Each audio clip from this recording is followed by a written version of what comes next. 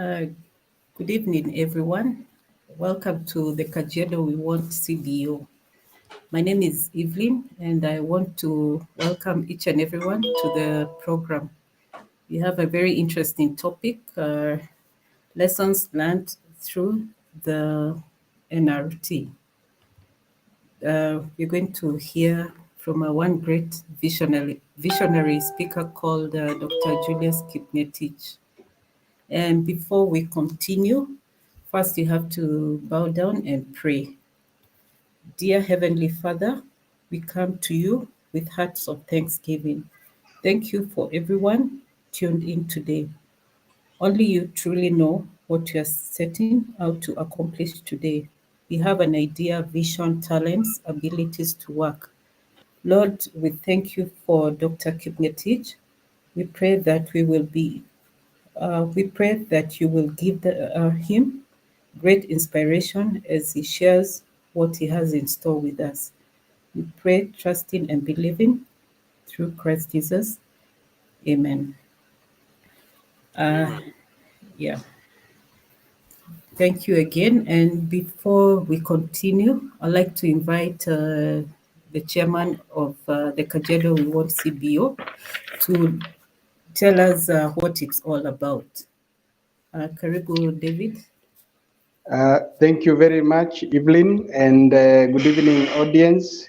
Most welcome to our esteemed guest, Dr. Kipngetich.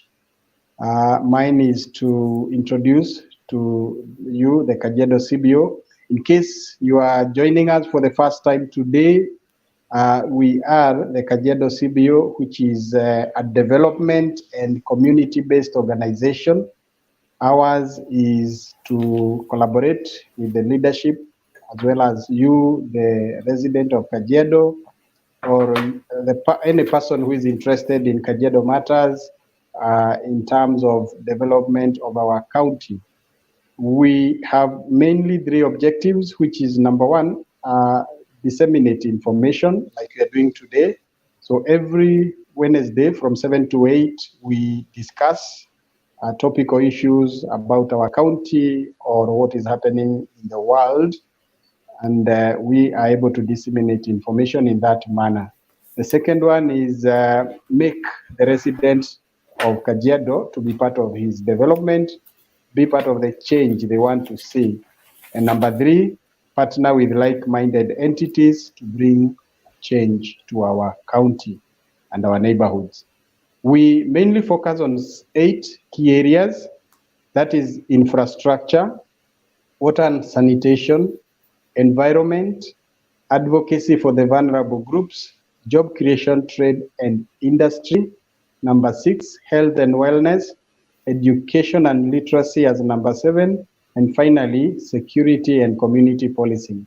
How does the CBO run? It runs through committees of volunteers who come and pick an area and they run with it. We support them, we give them a platform, and they're able to make a difference. How do we achieve our objectives? Through 3 ways, as I said. Creating awareness is number 1. And number 2 is collaboration with the leaders, elected and or otherwise. And number 3, partnership. Just looking for like-minded CBOs, organizations, corporates, to be able to come together and do something. And at this juncture, I want to remind you that we are in the process of adopting a forest. There's a project we call Adopt a Forest for Ololua Forest. And this Saturday, we will be at Ololua, where we will be able to picnic, do a hike, go through the forest, and then identify a ground, 5 to 10 acres, where we, the residents of Kajiado North, can habitually go there and grow trees. That is part of our conservation of the environment. So you are requested, as per the flyer, you can see there, to register. There is forest entry fees, which is all you need to pay, and then come join us and other organizations as we conserve the forest and we increase the forest cover. That is just one area that we will be dealing with. So this Saturday, 25th. The second one is on the area of education and literacy. I want to say at some point, the month of April or May, we will be able to finalize so that we can distribute books to the schools of Kajiado. Many other things are lined up and we will be announcing in the days to come. Otherwise, we are very blessed tonight to have our esteemed guest, Dr. Julius Kipngetich, well known by most of you, but he will be introduced by our moderator in a proper manner. Back to you, moderator Evelyn. Okay. And let me read a bio for our speaker tonight. Our speaker is Dr. Julius Kipngetich. He's currently the Group CEO at Jubilee Holdings Limited, a public company listed on the NSE and listed on the DSE and USE. He's also the chairman of Northern Rangelands Trust, a non-profit umbrella organization, and a board member of Ghetto Classics, a music program started in informal settlement in Korogosho, Nairobi. He previously served as the CEO of KWS. Karibu sana Daktari. I didn't know that you are a member of Ghetto Classics. Welcome and please go ahead.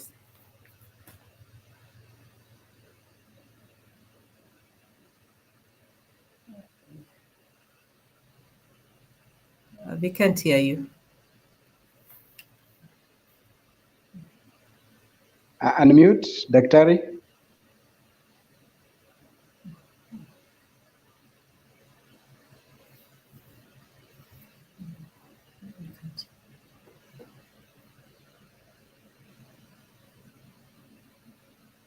Not yet, Daktari, unmute.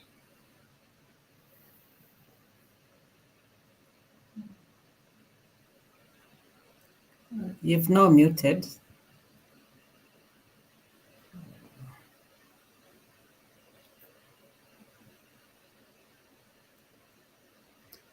Benjamin, can you assist?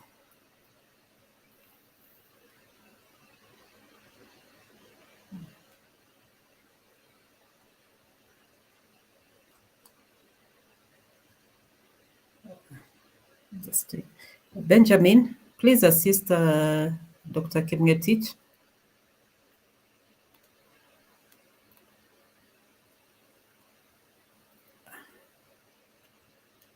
Benjamin.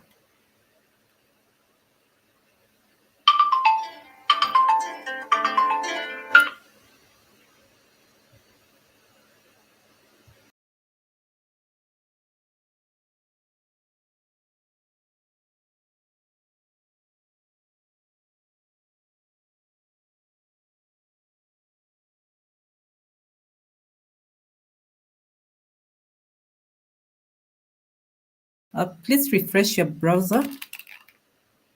Restart.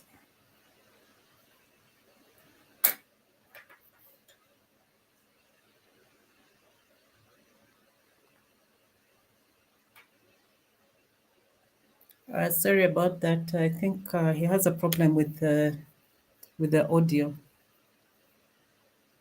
Let's give him a minute or so.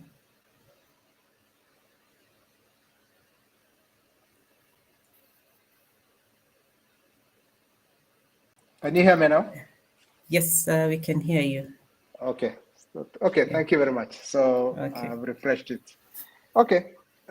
Thank you very much, the people of Kajiado and their friends.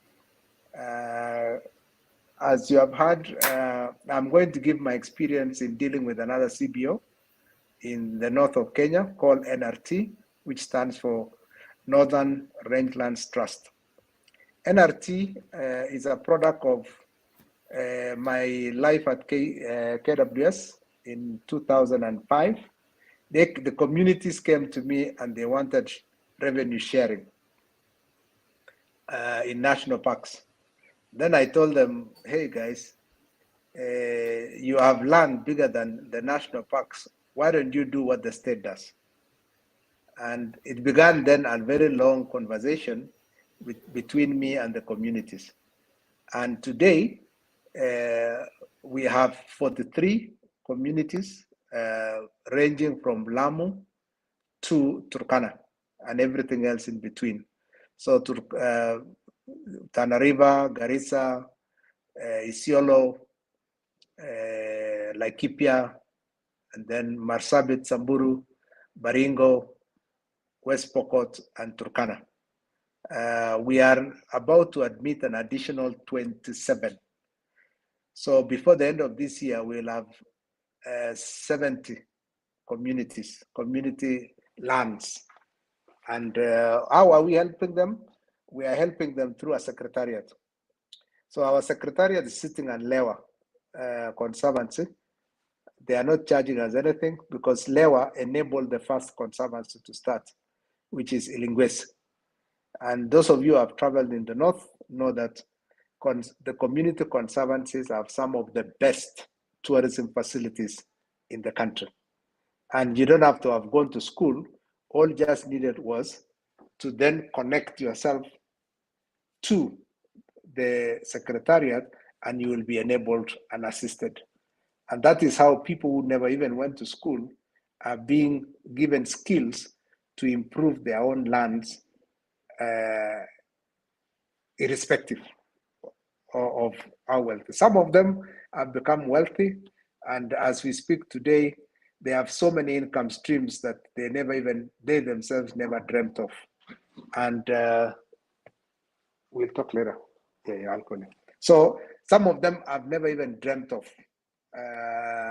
So their original income stream was livestock. That still continues, nothing has changed.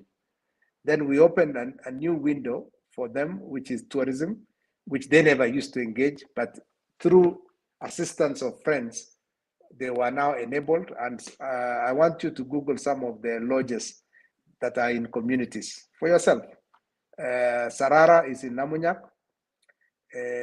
We have Sasab, which is in Westgate. We have Olentile in Laikipia, and many others. So I want you to Google the available community lodges and the prices. You will be surprised that all of them are more than $500 per person per night, and some even go as high as $2,500 per person per night. And those are income streams that they never even dreamt of, but by expanding their knowledge. And then, of course, the other income stream that they are now running is beadwork, which is a typical rural product. Women normally do a lot of sewing, so we have now expanded that to international level, and they are now exporting some of their products to overseas, in addition to some of you even wearing some of the beadwork, like this Kenyan flag that people put in their wrists. All that comes from communities in NRT, and also the other communities that do similar things in the Mara, in Amboseli area, and even Taita. So just a typical thing. And then the other income stream we have opened for them is carbon credits. I'm told that you have heard a previous presentation on carbon credits, and we are also in it. And the first income flowed the community last year. Of the 43 community conservancies we host, 14 of them qualified, because it's a qualification process. And they received the first tranche last year of $15 million, which is roughly around 2 billion Kenyan shillings. And all of it went to the communities. So by virtue of just organizing yourselves, you are on the road to greatness. So let's now come to Kajiado. Let me give you some data for Kajiado to help you conceptualize who you really are. The first thing is Kajiado County is the size of Rwanda. You are 21,300 square kilometers. Rwanda is 22. So basically, you are Rwanda. You are a country, but very diverse, also very unequal. Okay, if you look at CRA statistics, you are the richest county per capita in the country, even richer than Nairobi. But you have that income inequality.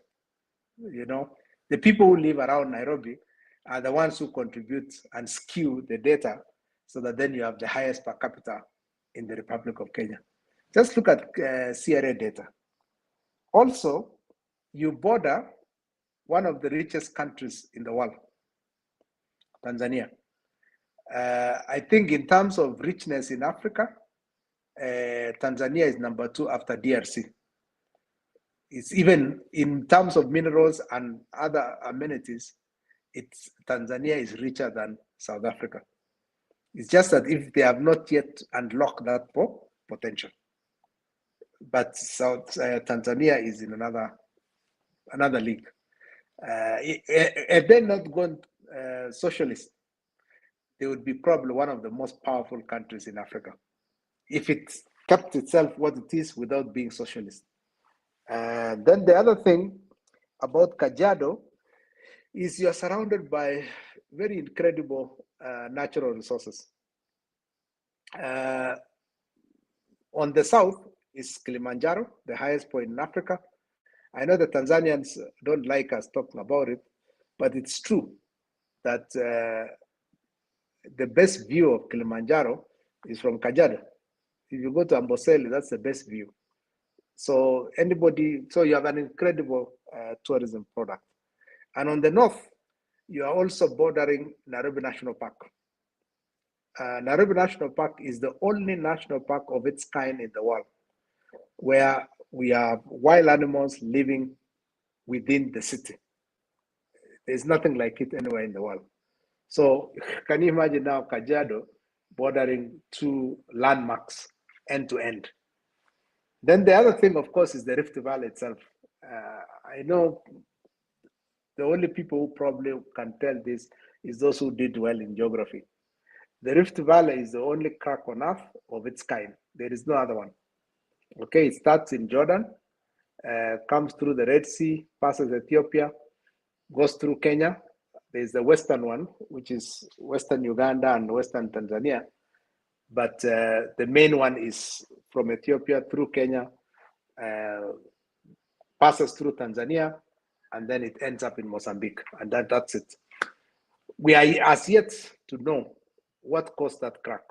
Was it an asteroid? Was it some brute force that almost split the earth?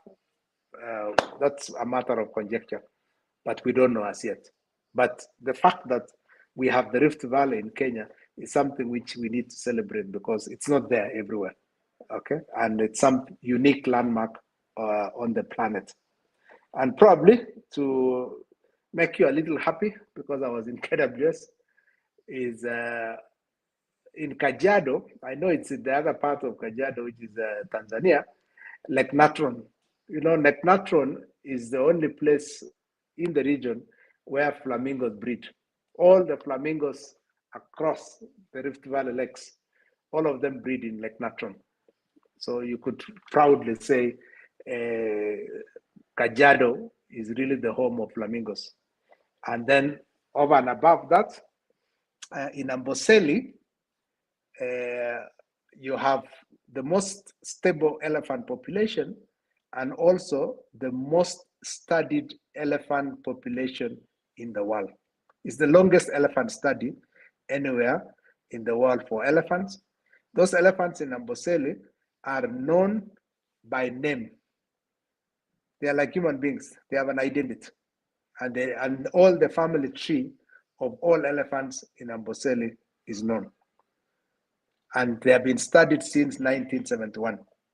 So it's the longest, and a lot of knowledge of elephants anywhere in the world came from Amboseli, which is in Kajiado. So that's, in a nutshell, says about your county. And it's something you need to be proud of. Now, going forward, what are some of the things that Kajiado should do? And I'll tell you later on how to organize yourself to take advantage. Number one is it should be the bedroom of Nairobi. 3 counties are competing for being the bedroom of Nairobi: Kiambu, Kajiado, and Machakos. In my view, the current major bedroom for Nairobi is actually you guys. Now, to be the bedroom, there are so many things then you need to lobby government, national government to do for you. Otherwise, you risk then discouraging investments coming your way and become a major rural slum.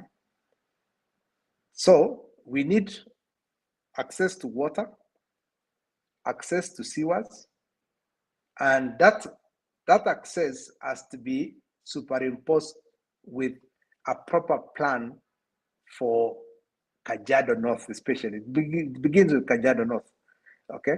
The larger Kajiado North. I know it has been divided now into Kajiado West, Kajiado North, Kajiado East, but the core of it is the larger Kajiado North, Yazamani, okay? From Isinya coming this way towards Nairobi. That is the bedroom of Nairobi. It requires then services that supports the bedroom. Water. So you need to talk to the national government, use the CBO to talk to the national government, the county government, and more so, there's an authority called NAMATA, Nairobi Metropolitan Transport Authority, NAMATA. Now, all that needs to work together and say, how do we plan this beautiful land next to one of Africa's largest cities, and also sandwiched between Nairobi National Park and Mount Kilimanjaro? How do we then plan it in a way that you increase value of your property by providing the necessary services for Kajiado? Okay, so being the bedroom as the core of who you are then gives you then that identity. In fact, if I was the governor of Kajiado, I would call myself the bedroom of Nairobi. Okay, and I begin planning it pretty well. Now, this bedroom requires now planned infrastructure. Now, I remember talking to the people of Kajiado in 2014. There was an investment conference at Masai Technical. And I talked about the railway had not been built then. And I said, this railway, this SGR, should not run into the city. It should actually, from Sultan Ahmud, it passes through Kajiado town, goes through to the floor of the Rift Valley, and straight on either to Naivasha or Narok, so long as it finds its way into Uganda. So, of course, if this CBO existed, you could have lobbied by then. But be that as it may, you can still make that diversion. So then one comes to the city, okay? But there should be another diversion, okay? But you know, when a railway passes, a highway always passes with it.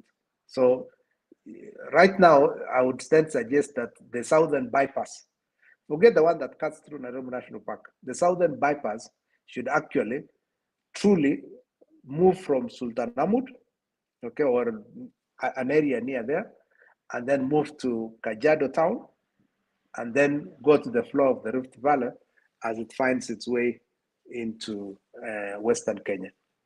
That to me should be a priority of your CBO to say, let's reorganize infrastructure. Let's truly call the Southern Bypass the one that gets out of Nairobi City. In that way, you are actually bringing yourself in the umbrella of the city of Nairobi. So rail, water, sewers, and road network. That needs to be planned very well so that then you are truly part of what is now called the Greater Namata, Nairobi Metropolitan Area. Okay, Nairobi Metropolitan Area. The second thing that I would suggest then is now, since you see Tanzania, 80% of that country is arable. So a lot of the food that will come to Kenya for years to come will come from Tanzania.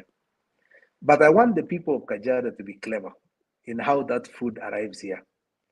And one of the suggestions I want to make to your CBO, as you think of growing bigger, as in NRT, we started with 1 conservancy, we are now 43, we are aiming at 70. So you have to think, and this is after 16, 17 years now. So you have to think long term. So one of the things that then I'm proposing is a warehousing concept for Kajiado. All the food that comes from Tanzania should never arrive at the city at one go, singly. It should be warehoused somewhere by the people of Kajiado. Whether it is potatoes, whether it is onions, whether it's cabbage, whether it's maize. So you have cold rooms, you have dry rooms, okay, warehousing. And the people of Nairobi and its environs should then be coming to Kajiado to buy those goods. Right now, all of it, whether it's Nyandarua, whether it is Kiambu or Murang'a or anywhere, all the food come to Mirigiti. Mirigiti is an old colonial concept. We ought to, after 60 years, we are celebrating 60 years this year, we should be thinking very different. For me, Kajiado has the best potential to be the warehouse of food for Nairobi and all other goods. So this inland port needs to move to Kajiado town or in that direction, so that then the prime land of the city should not be occupied by a railway or things like that. It should be occupied by activity, human activity, other than warehousing. And so how does that happen? It requires now you to form cooperatives. The Nairobi Expressway, remember, belongs to a Chinese cooperative. It just is richer, and their government identified an opportunity for them in Kenya, and they brought in the money. There is no reason why a Kajiado cooperative should not own the warehouses by raising the necessary capital. You don't have to have saved it yourself. We can do a structured syndication of a loan, and you put up the infrastructure. And you don't have to put everything at one go. You can actually put this infrastructure over a period of time. It's over 20-year period, 30-year period, and you will have the necessary investments by your own people to do something which has very high potential and feed the city of Nairobi, because the city of Nairobi is expanding, So that is one idea that I wanted to give you. Now, warehousing triggers other things. It triggers manufacturing. All the jobs that you guys struggle with in Kajiado, that can be solved. And manufacturing, it can be the big boys can come. You already have Magadi. That is some sort of mining and manufacturing. Who said we cannot have many Magadis to create jobs for young people so that then they don't become tomorrow's thugs?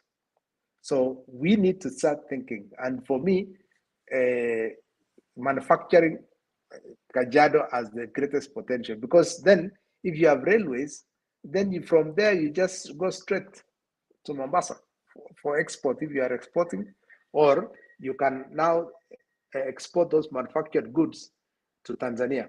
Now that you have bought from them food, you can, in return, the same lorries can take manufactured goods to Tanzania. So, or anywhere in the world. I mean, logistics now are not a difficult thing. So manufacturing is one area that I would suggest. The other one is support services for Nairobi, and even also the greater Nairobi metropolitan. You see, you guys are all building things in Kajiado. I've traveled from Ngong to Kiserian, gone to Isinya, gone to Kitengela. You guys don't have a stadium. You don't have a golf course. You don't have any sporting facilities, zero. So what do people then do? Ulevi. So if you want the people of Kajiado to be Walevis, that's it. Because how do you entertain yourself? Because there are no public facilities. So that is one area also you can charge, okay? You should need to have a football club. Why should you be watching Arsenal Man U? So you need to start evolving public facilities that are required to support a growing population and also the people of Nairobi, okay? I mean, if you go to London, Arsenal, for example, comes from Northern London, okay? Just probably at the edge of London as you go north. So you could have at the edge of south of Nairobi, you could have huge sporting arena, okay? And other support infrastructure, in my view, you might need the equivalent of Wilson Airport. As people grow richer, they will buy planes, either light aircraft or helicopters. Where do you park them? So you come to the city and you have to then travel a very long distance if say you are rich and you are living in Kitengela. So where do you land? Jomo Kenyatta, and then make your way, or Wilson. Now, Nairobi and its environs need to support another Wilson, and you can make a lot of money. Wilson is at some point was one of, I think, the busiest airport in Africa. I think there is one airstrip in Kajiado North called Oli.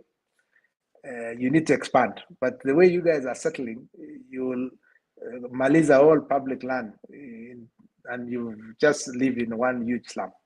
So avoid that. Then the other thing you can also make a lot of money is irrigated agriculture.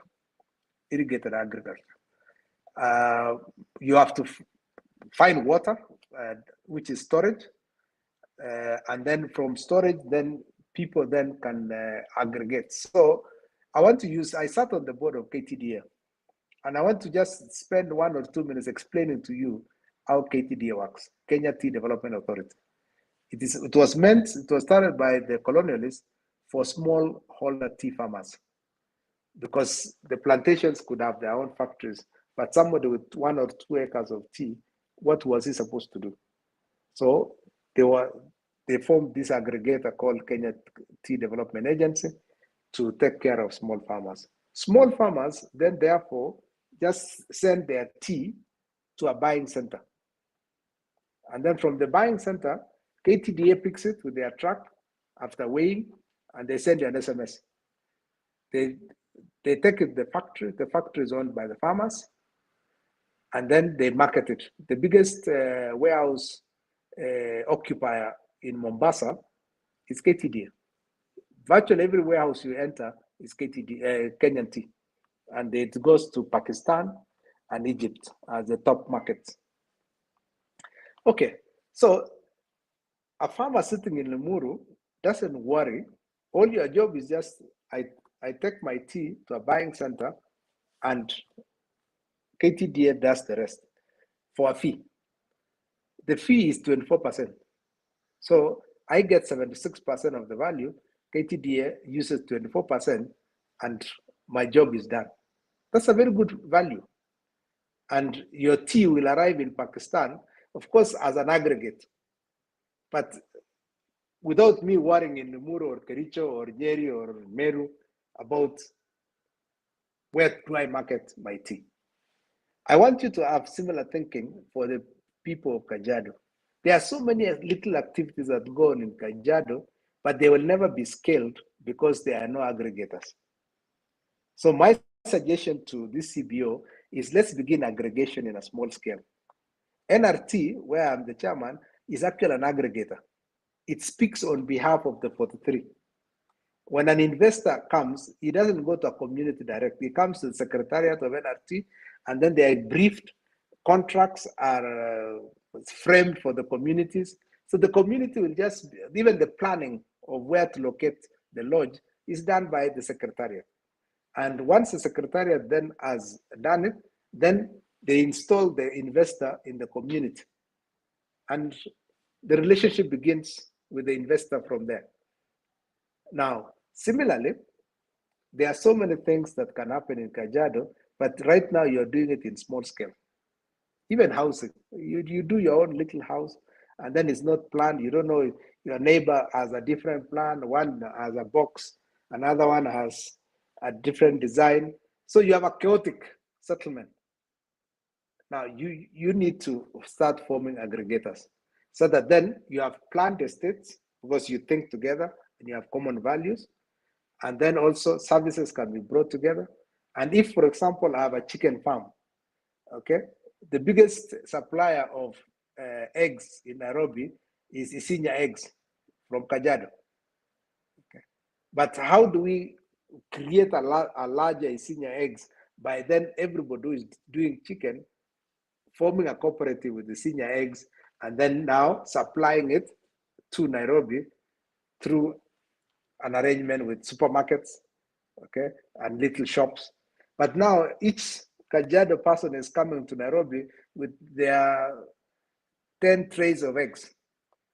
I mean, your overheads are very high.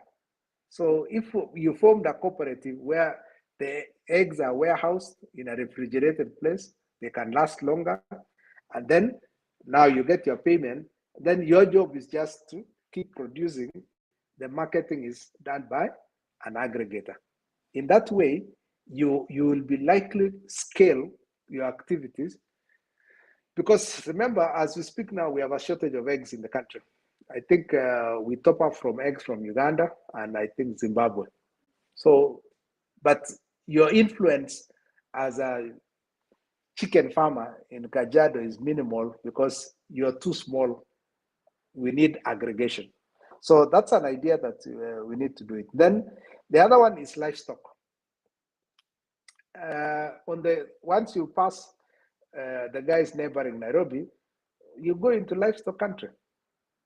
I know a lot of it has been devastated by the current drought, but let me tell you what we did in NRT, okay?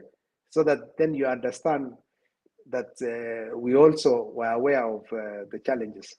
So we got into, first of all, we formed a subsidiary to deal with just livestock trading called NRT Trading. And if you go to our website, nrtkenya.com.org, you will see what NRT Trading does. It becomes the KTDA, the agency that coordinates on behalf of the communities. So we link farmers with, first of all, information, early warning systems. We tell them when to dispose the livestock when a drought is coming. We link them to markets, supermarkets here in Nairobi, okay? One of them, I think Tuskys went with some of our money, but we are still chasing it, okay? And then also, when after the drought, like now, we are preparing ourselves to help them rebuild their stocks after a major drought. Same thing can happen in rural Kajiado, okay? When you go past Kajiado town, as you go to Bisil, to Maparasha, you know, or Birikani, Kuku, Rombo, all that, you know, is livestock country. So in my view, livestock processing is something which you need to look at, and a small cooperative can start. You can convince the guys in Dagoretti. Dagoretti has become a very small space, but it still feeds Nairobi. You could create a similar thing, work with the county government, work with the national government, and let's see how we can create a livestock processing facility. And livestock processing facility comes with many other things, you know, hides and skins, dam because of the hoofs, you know. There are many things that can grow once you open that. And you can have it as a local investment or a foreign investment or a partnership. You can have a PPP, a partnership between the community. So it is something that you could also look at. The other one I want to probably highlight, because I don't want to talk too much, I want probably people to ask me questions, is conservation. Now you're in a conservation county, okay? 2 conservation areas, Nairobi National Park to the south, to the north, and then Amboseli to the south. You also border Savo East, Savo West, and now on your way to Chulu, the part of Kajiado touches Savo West. And then you have Chulu Hills, which is also a national park. And then there are so many community conservancies around, Kajiado that needs to be relooked at, and we need to encourage them to form conservancies. Like if you look at the group ranches around Amboseli, the largest of them is Olgulului. And then you have Kimana, you have Birikani, Olkinyei, all those conservancies around there, they have begun moving towards agriculture in a place where rainfall is still very low. I've heard of avocados. Some would want to do avocados.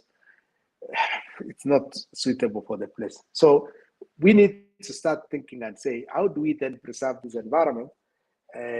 And as the elephants in Amboseli increase, it's beyond its current capacity. But KWS probably is wondering, where do we take them? Can you imagine if we had a community that was doing exactly what happens in Amboseli? All those elephants would be transferred by KWS and they would benefit from tourism.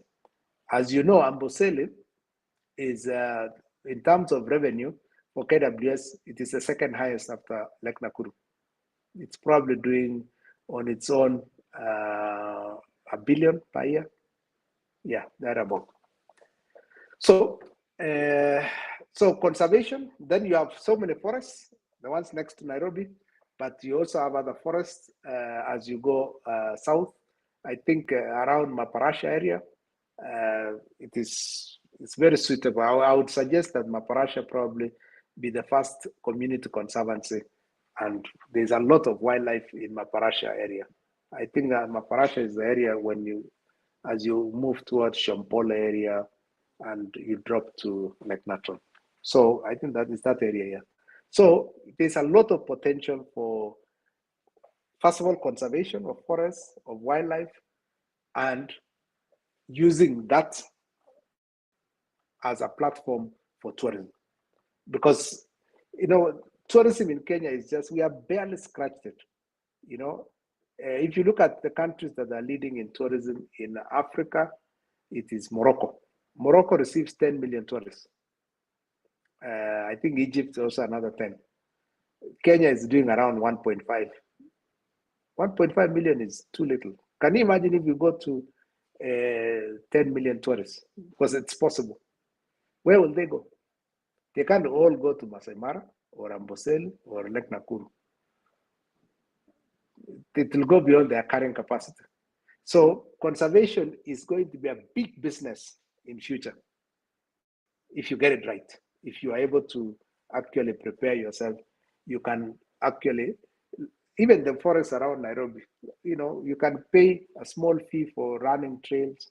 I mean, KFS does a lot of business in Karura by charging people a small fee, okay, but the numbers justify that. So it is, and then once you build that conservation, tourism then in Kajiado flourishes significantly.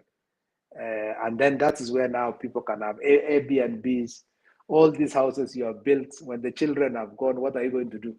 I know most of you have palaces, if you go to your Mutaiga, Ngoroi, I've seen big palaces in Kitengela, beautiful homes. What happens when you are old and you start moving to flats because you can't live in a very large house?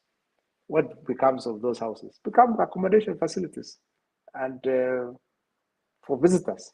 So what I can say is Kajiado is an extremely rich county. By being classified by CRA, it was not by accident as number 1 in per capita income in the country. So it requires now people, one, to get organized and disciplined. It's a very serious problem in Kenya. Even me, where I live, we are not disciplined, yet we are all educated. 40% of us contribute to the security in my neighborhood. The other 60% are Manyata. But it never stopped us from securing our area, and they benefit from a service they don't pay. So I would urge you as a CBO to be strong.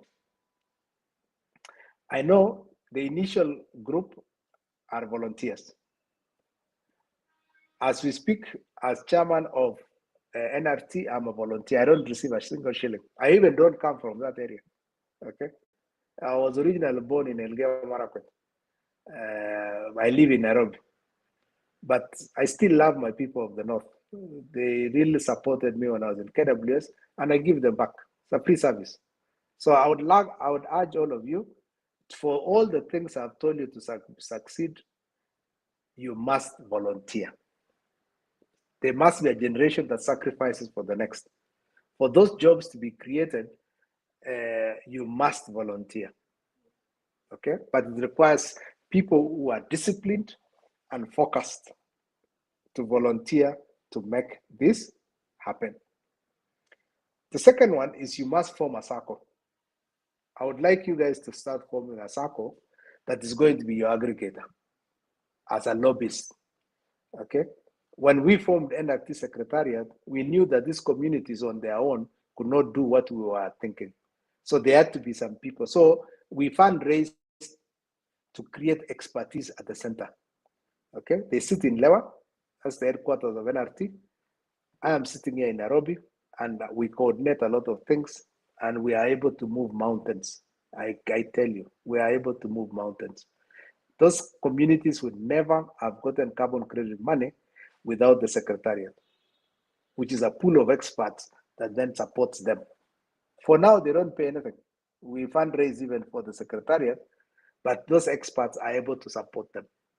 So it is very important that we must have a circle or a company or a trust, whatever name you give it. You must then be coordinating so that then you can dream big. So that then if I am a small farmer, okay, I can move my things to the aggregation point. And from the aggregation point, I pay a small fee and they do the rest for me. That is how you accelerate the national development, okay? And we have had previous aggregators other than KTDA as examples. We had KPCU, it was damaged. In our place in Rift Valley, where I come from, we had KFA. KCC is also an aggregator, small holders, okay? So aggregation as a concept is not new to Kenya.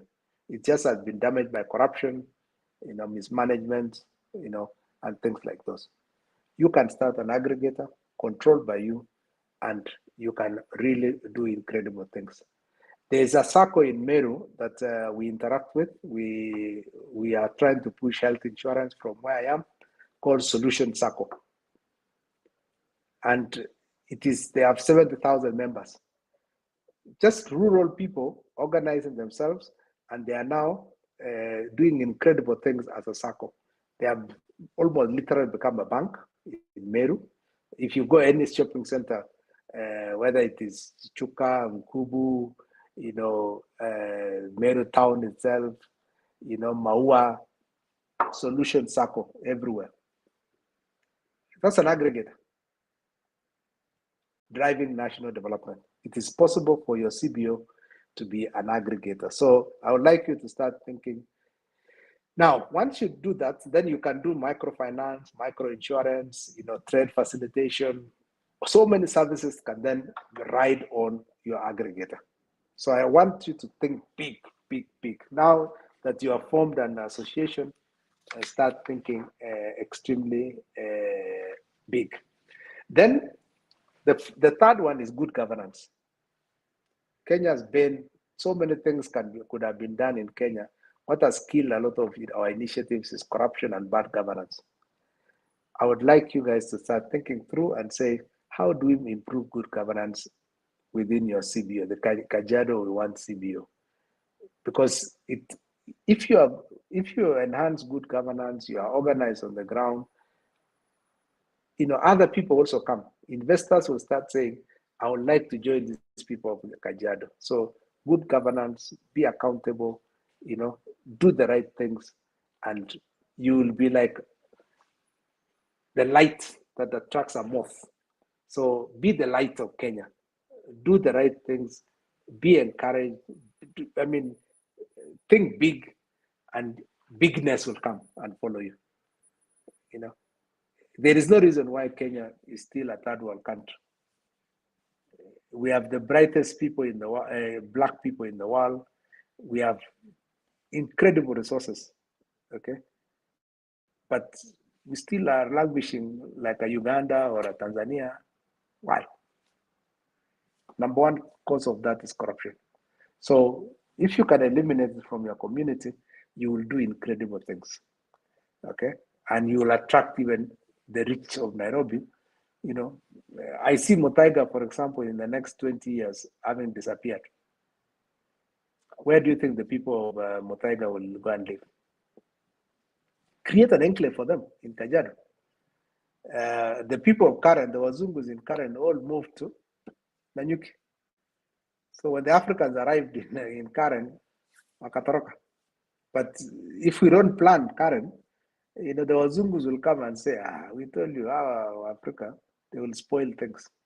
And you can see the growth of Nanyuki. Nanyuki is growing at an incredible pace because the money they earned here in Nairobi, they go and reinvest it in Nanyuki. And I used to talk to the former governor of Laikipia, Deritu Mureithi. And he was saying, I'm here attracting all these Wazungus. You guys are chasing from Nairobi. To me, Kajiado, we want, should be the next Muthaiga and create an enclave for them. Or later your person. And people will get jobs because either they go in as maids, go in as drivers, they will bring their factories there. I told you to build an airport, create land where they can, they get their own Wilson, they park their planes there. You just duplicate Nairobi within Kajiado County. So let me stop there for now. And I hope I've planted some seeds of growth, of hope. And I look forward to one day us meeting together so that then we can dream big, not only for Kajiado, but our country, Kenya. Asante sana. Back to you. Wow, that was very interesting. I've learned so much. I think the mindset I had for Kajiado was, I don't know. I think I'm not dreaming that big. And from the comments, You begin with big dreams first, and then you go step by execution. Now is how do I arrive at my dream, even if it takes 30 years. Okay, yeah, like now, yeah. our dream for NRT, we invited BCG. Some of you probably know who BCG is. BCG and McKinsey are of the same level in the US, and we have just finished Vision 2050 for the NRT, the North. And we are going to present it to county governments in our region and the national government. So then we are all aligned, okay? And we have created 3 broad goals. Life expectancy of 75, a per capita income of $2,000, and 12 years of education. Only 3. And everything else now will rally around those 3 goals. And we are clear, we have a 30-year horizon, and we will move step by step, step by step. So what I've told you is, I know you will not do it overnight. I know you will quarrel along the way, but look at the big picture. Yeah. Okay? And they say, we are beginning now. We must have a very clear plan, and then we build piece by piece, piece by piece. And I know you will get there. That's why I was talking about discipline. Be very disciplined. Because to do all these things, you require national discipline. Thank you. Okay. Thank you so much, Daktari. What I've learned from you, to dream big, we must, first of all, volunteer. It's all about volunteer. That is number one. And then another thing, we need to form circles. That is another thing. And the third one is governance. So with those, we can be able to dream big. Maybe my first question is, I might be, maybe two people have that dream, but how do you change the mindset of the people in Kajiado to think big? Because it's not something, there'll be a lot of resistance. Resistance, Evelyn, is natural. It is part of human nature. Okay. Yeah. Any change you introduce, people will resist, and don't worry about the resistance. Okay. Yeah. The dawa for any change and resistance is communication. It's how you communicate, and you begin by creating a nucleus. I believe that the people who have joined today is the nucleus. We are the nucleus of Kajiado. Okay. NRT started with one conservancy, Ilingwes, only one. But look at it, slowly we were just kept convincing people, kept convincing them. And today we have 43 and we have another 27 queuing. So it's even overwhelming us because there's a process of onboarding.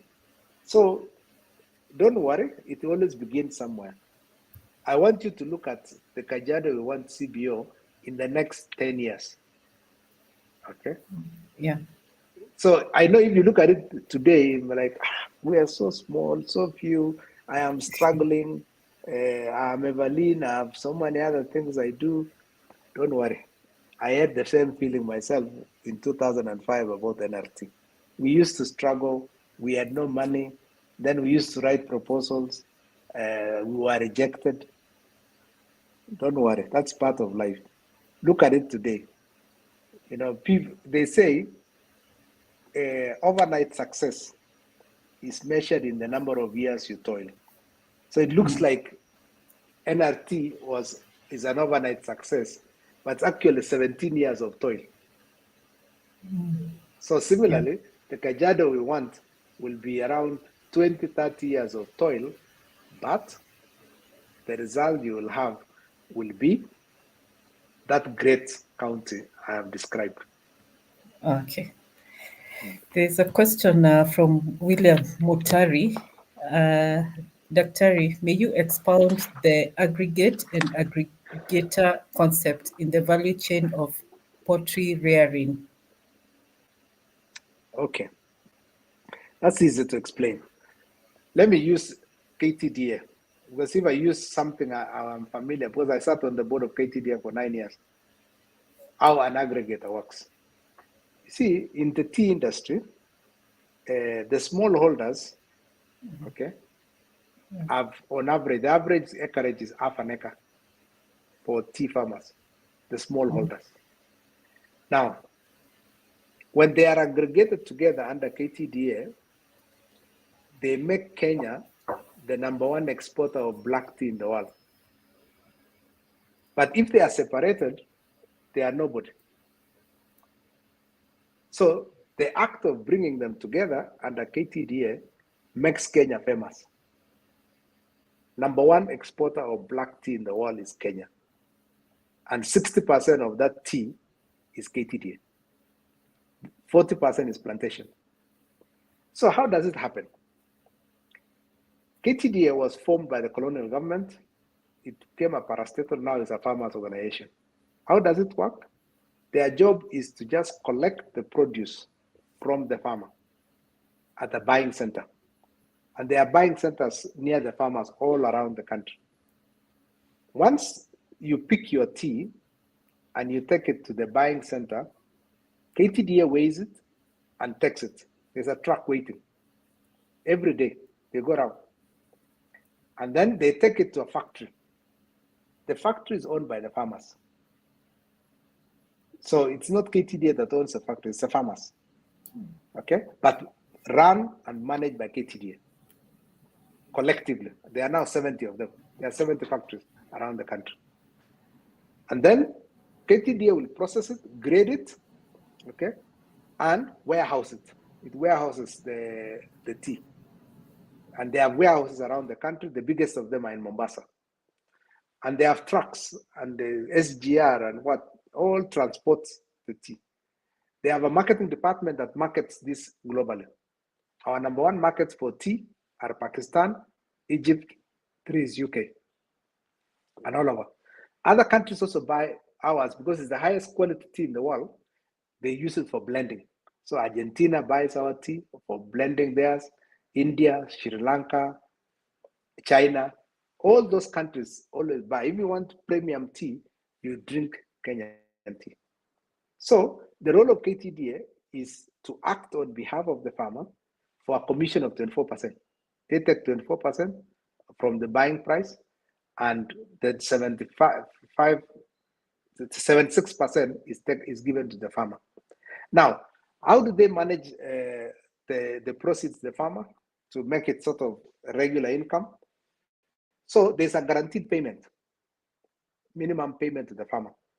Right now, I think it is out of,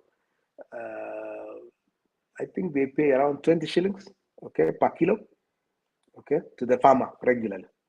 But the larger portion is saved for the farmer, and he receives it in November. And the reason why they chose November is because of Christmas and January school fees. That's the reason why they pay bonus in November.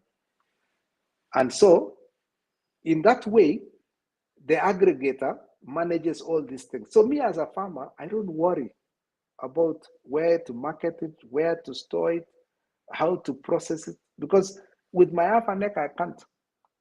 So using the same principle for eggs in Kajiado, and I was just talking about eggs as an example. Using the same principle, Kajiado can be the number one producer of eggs in the country, or even in East Africa, or even in Comesa.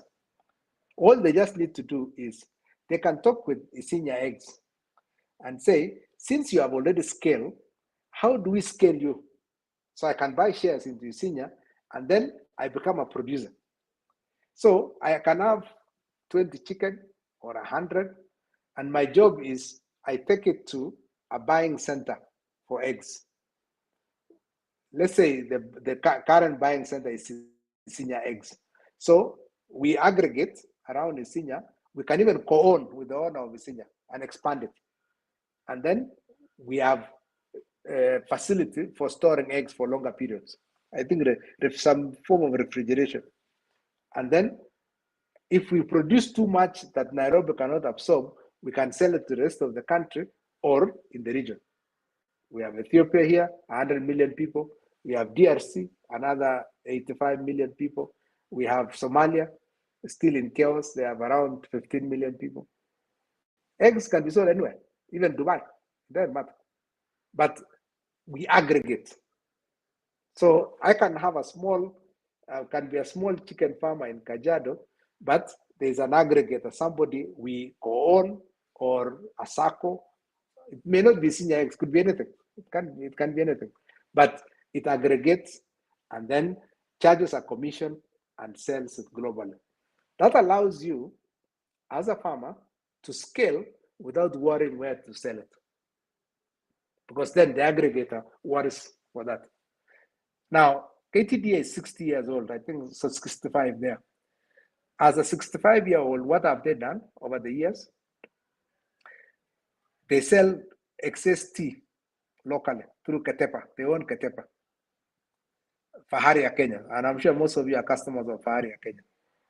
They produce their own power. So they have KTDA power. So to reduce the cost of Kenya power bills, they have, in some areas, their own power stations. And when they have excess, they sell the Kenya grid. They have a microfinance institution called Greenland Feather.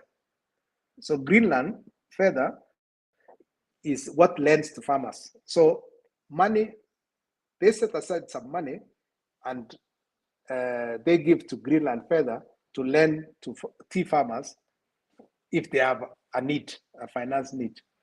And then they have a mechanical company that produces equipment for the tea industry called TechMec.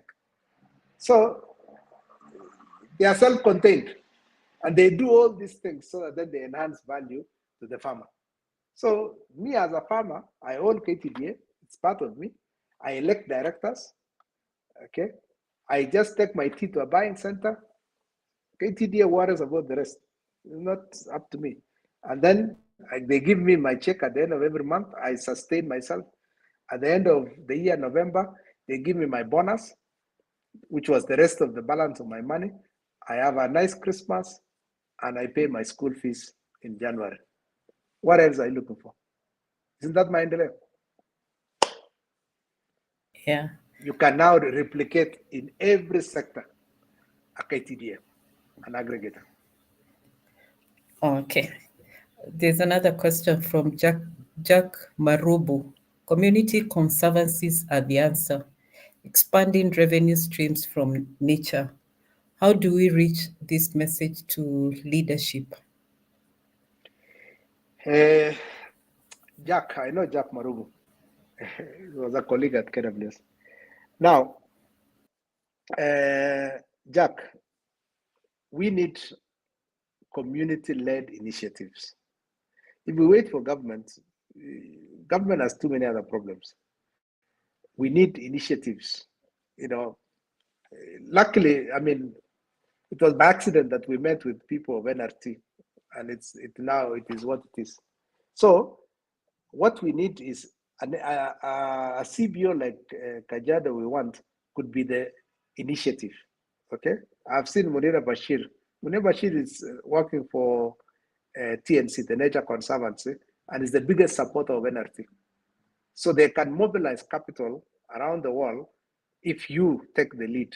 But there has to be a community-led initiative for them to plug in. So Jack, can you be the leader? Let's see.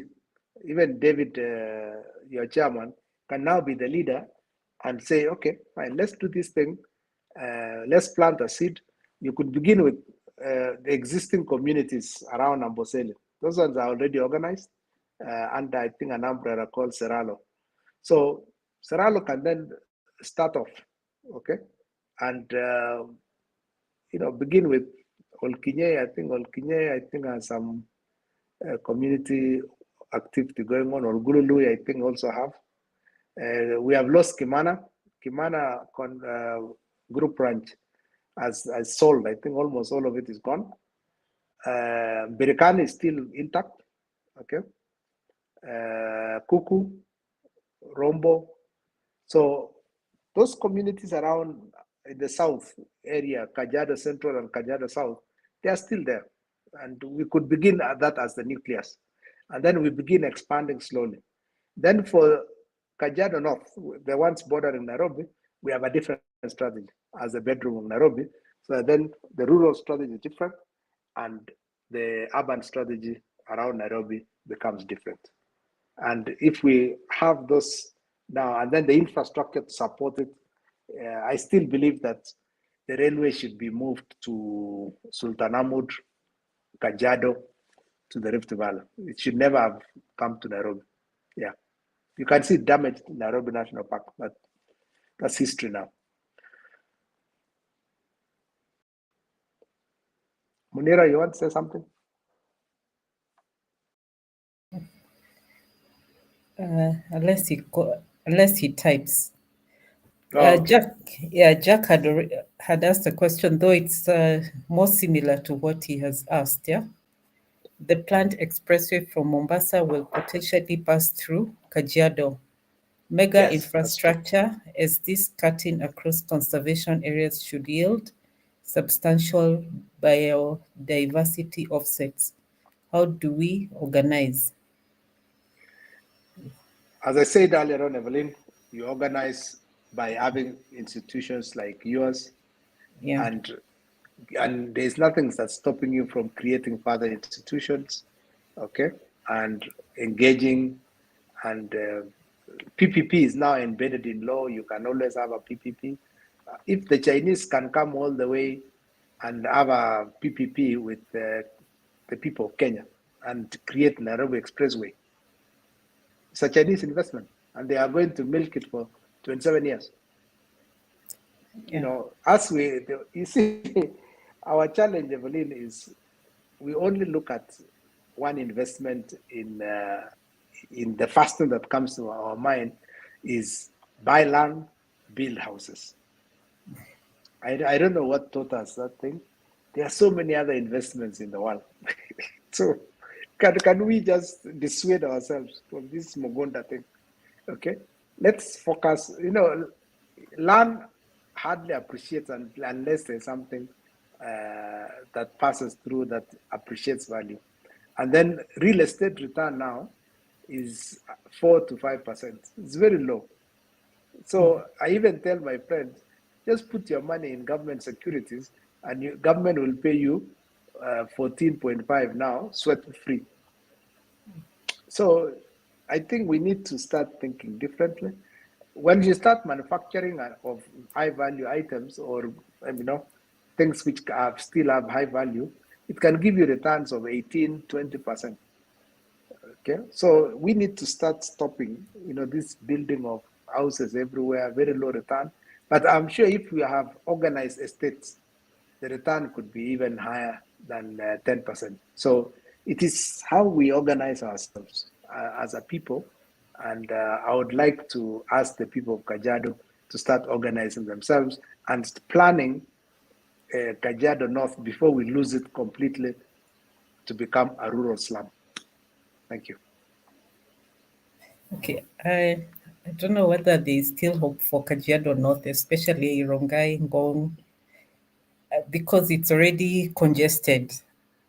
Is there hope to make it any better? Yes, there is hope. It requires some, very tough laws. If the county government can enforce the law, you will find that some people have to be relocated and compensated and told this is a public road or a sewer line will pass through here, or this building must be destroyed and proper one be put up. So we can still salvage Kajiado North. For me, I'm still hopeful if we just, engage now. Otherwise, if you leave it for too long, you will just be having a huge slum in years to come. So there's still hope. Yeah. Okay, before I hand over to David, there's one question from Munira. What are your views on anchoring our conservation initiatives in policies for sustainability? Sustainability is a question of the long term. When you talk about something that's sustainable, it's like how will it exist in the long term? Okay, so then you don't look at the short term horizon because profit maximizers don't think of sustainability. It is wealth maximizers who think of sustainability. So Kajiado needs to think of wealth maximization, not profit maximization. Wealth maximization looks at the totality of national development, okay? From how people live, where will they get jobs, where will they get water, are they living in an area of clean air, okay? Are they exercising, sporting facilities? So it's a whole ecosystem of how do you make people happy and live long. So that is what sustainability is. So Kajiado, through this CBO, needs to think like that and say, what is it that we must do to make our spaces livable, okay? Our air clean, people get jobs, people exercise, and the end product is that they are happy and they live long. So that is the thinking that we must then have, and so therefore we need to engage the policymakers. The policymakers are sitting here at the national level, Nairobi, and they're also sitting in Kajiado town. So they must then collaborate with the public, okay, and create that picture of Kajiado that we are all aspiring, so that then we don't lose our biodiversity. Kajiado is very rich in biodiversity. How do we make sure that we don't lose the elephants in Amboseli, their migration corridors, and where will we get water for our livestock? We must then start harvesting water. That's all that are sustainability questions that we must all work together and make sure that the people of Kajiado, rich or poor, urban or rural, are all working together harmoniously. It requires incredible leadership, but we have the educated people to provide that leadership, and some of you are sitting here as well. Thank you. Okay. Let me hand over to David. If you have a question, and you can give vote of thanks before you close. Wow. That was awesome, Daktari. Thank you. I have taken copious notes. That's And good. the framework now I have is a 30-year plan. I was telling my team we do a 5-year plan, which was in progress. But now I'm thinking, actually, we need a 30-year plan, a plan that will be there after we've left the CBO, because this CBO will run on its own. So thank you very much for quite an insightful. It's always a pleasure to listen to you, Daktari. I always learn something new. I think I told you I started listening to you many years ago when I was in KCB, and you teach us a lot. You are a good teacher. I only have one question. Now that you are in the insurance industry, and Kajiado is a livestock area, and I've heard about livestock insurance for many years. How does it work, and how can Kajiado livestock farmers benefit? Livestock insurance is part of microinsurance, and there have been a lot of studies, and even the World Bank underwrites, acts as like a reinsurer. So we can talk once we have organized. The key thing is we don't have organized groups. So you see, like for example, if your livestock is stolen, how will I know that it was actually yours? Is there some form of identity? So we need branding of livestock. There's a lot that we need to do. So the lack of organization and discipline is what makes some services very difficult to implement on the ground. Insurance is one of those that requires a lot of discipline and good faith. Okay, because one of the principles of insurance is utmost good faith. Okay, that what you tell me is actually true. So, but there's a lot of fraud in insurance, and it makes it very difficult to extend services to people who are not organized. So I would like to see, for example, Livestock Owners Association of Kajiado, and each ranch, it's easy to identify. And then now I can come with an insurance policy and say, yes, I know this is your livestock. If something happens, you have paid your premium, and then I can compensate you for the loss. That's how insurance works. So we need a Kajiado which is organized. That's the point. And this CBO is one of the organizations that I applaud and I recommend. Thank you.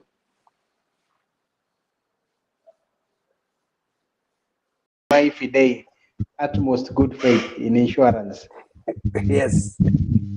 So I agree with you. I now want to take this opportunity, Dr. It, once again, thank you. I think I've learned a lot. As I told you, I've taken notes. And I think the core team will sit down and be bold enough and do a 30-year plan. It doesn't matter how long it takes, but we'll give it time so that we come up with a good plan, a plan that is sustainable, that is simple and can be passed on to others, and a plan that we believe in, because if we don't believe in it, it might not go very far.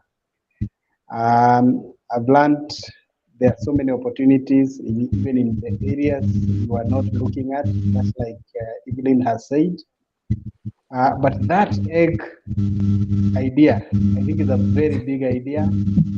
It's a very big idea. I've been thinking about eggs. I know one of my bosses is big on eggs in Kajiado. I think together with the senior eggs, we do something there. I know most of us do small scale egg farming here and there. Sometimes we just give up because you don't want to keep on knocking doors. Utachukua mayai, utachukua Yes. mayai. But the aggregate idea is a big idea. Why can't we do it as a CBO and help Why not? the small scale farmers of Kajiado? I think going forward, we would still continue relying on your experience as a corporate. And the good thing with your experience is that you cut across public sector and the private sector, and even academics. You've done quite a number of things, from conservation, running KWS, you know, the kind of experience, and that's why your talk is always refreshing. So I want to thank you very much, and even for accepting to speak to us. We know you are a very approachable person, and even to come down to us, very small CBO, unknown, and wanting to help it. We just want to thank you very much, and ask that next time we invite you or we come to your office with ideas, you listen to us, because at the end of the day, it's about what we do today that will impact the future generation. I was also very excited when you talked about issues to do with volunteerism. It has been tricky telling people that what we are doing is volunteering, and we needed our first value to be volunteerism, commitment, and accountability. But it's good to hear from you that you are running such a multi-billion entity as a chairman and taking nothing out of it, and probably actually giving because of the work you've done there and the resources you have used. We believe that is the way to build it, and I believe the audience and the Kajiado residents have heard about it. We need to give in for the future generation, and there is this good feeling whenever you give something back to society. So thank you very much, Daktari. I also want to salute the audience that normally joins us. For me, I've been learning a lot through these sessions. And thank you very much, my colleagues, Evelyn, Ben, behind the scenes, who runs the program and broadcasts this. I think you are doing an awesome job. Do not tire. Do not give up. Daktari has told us it is not easy, but with time and long-term plans, we will get there. Otherwise, have a blessed evening, and back to you. Okay, so thank you very much, and have a good evening, everyone. Bye. Thank you. Okay.